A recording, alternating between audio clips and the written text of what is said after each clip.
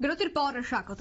এবার OBC certificate যাচাই করতে পশ্চিমবঙ্গ সরকারকে 3 মাসের সময়সীমা বেঁধে দিল এবার সুপ্রিম কোর্ট।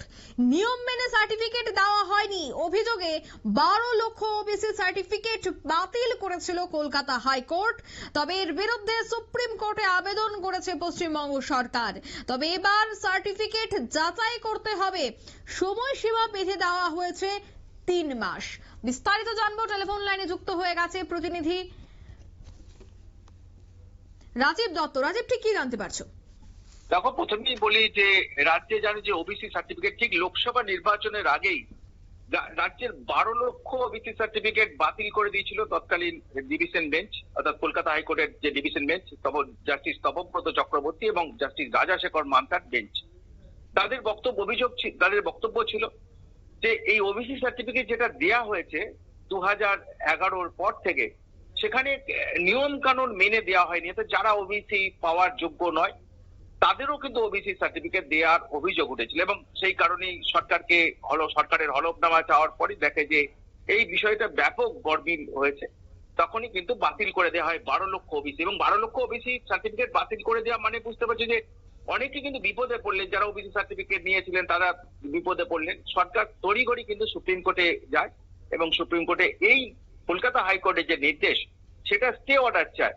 তো আজকে সুপ্রিম কোর্টে এই শুনানি ছিল। সুপ্রিম কোর্টে যখন শুনানি শুরু হয় তখন রাজ্যের পক্ষে আইনজীবী হিসেবে ছিলেন কপিল সিবাল। তিনি যে তখন তারা বক্তব্য রাখছিলেন তখন তিনি বলেন যে রাজ্য একটু সময় চায়, কারণ আমরাও মনে করছি যে কোন গোলমাল আছে কিনা সেটা আমরা খুঁজে বার করার চেষ্টা করছি এবং এই নিয়ে নতুন করে একটা সমীক্ষা হচ্ছে, কে পাওয়ার যোগ্য কে অযোগ্য সেই বিষয়টা দেখার জন্যই কিন্তু এখন সরকার উদ্যোগ নিয়েছে এবং কাজও অলরেডি চলছে। এটা করতে সময় লাগবে 3 মাস। যদি সুপ্রিম কোর্ট একটু সময় দেয়, 3 মাস সময় আমরা চাইছি, তাতে সুবিধা হয় যে তাহলে যোগ্য অযোগ্য একদম বাছাই করা যাবে এবং তখন সুপ্রিম কোর্টে সেটা জানানো যাবে। তো সুপ্রিম কোর্ট সেটাই কনভিন্সড হয় এবং তার রাজ্য সরকারকে বলে ঠিক আছে তোমরা 3 মাসের সময় দেওয়া হলো। তো রাজ্য সরকারকে 3 মাসের সময় বেঁধে দেওয়া হলো এবং 3 মাসের মধ্যে কিন্তু জানাতে হবে যে কে যোগ্য কে অযোগ্য, বা যারা অযোগ্য তারা তাদের বাতিল করা, কত অযোগ্য সমস্ত ডিটেলস তথ্য কিন্তু হলফনামা আকারে জানানোর নির্দেশও দেওয়া হয়েছে। অর্থাৎ যেটা যে এরপরে যেটা যে নেক্সট জুলাই মাসে শুনানি হবে, সুপ্রিম কোর্ট যেটা বলে দিয়েছে যে এরপর আর কোন রকম সুযোগ রাজ্য সরকার পাবে না, কারণ তারা এই মামলাটা দীর্ঘদিন ধরে চলছে, যার ফলে সমস্যা হচ্ছে যে নতুন করে রিক্রুটমেন্টের ক্ষেত্রে সমস্যা হচ্ছে, কারণ সেখানে ওবিসি যে রিজার্ভেশন সেইটা কিন্তু করা যাচ্ছে না, যার ফলে সম্পূর্ণ বিভিন্ন ক্ষেত্রে যে রিজার্ভেশনের ঠিকঠাক না হওয়ার ফলে এই সুপ্রিম কোর্টের মামলা থাকার ফলে অনেক চাকরির পরীক্ষাগুলো নেওয়া যাচ্ছে না। তাই যেটা সুপ্রিম কোর্টও বলছে, কারণ অনেকেই মামলা করেছেন যে এই নিয়ে যে এই তারা চাকরি পাচ্ছেন না।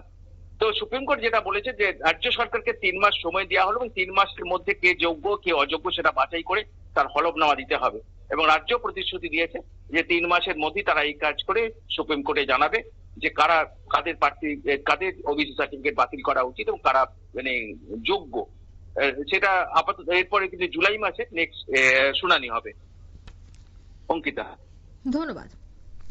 অর্থাৎ নিয়ম মেনে সার্টিফিকেট দেওয়া হয়নি এমনটাই কিন্তু অভিযোগ। তবে এবার 3 মাস সময় বেঁধে দেওয়া হয়েছে, 3 মাসের মধ্যেই কিন্তু সবটা বিষয় তদন্ত করতে হবে। নিয়ম মেনে সার্টিফিকেট দেওয়া হয়নি এই অভিযোগে 12 লক্ষ ওবিসি সার্টিফিকেট ইতিমধ্যে বাতিল করে দেওয়া হয়েছে। নিয়ে নিচ্ছে ছোট্ট একটি বিজ্ঞাপন বিরতি, সঙ্গে থাকুন।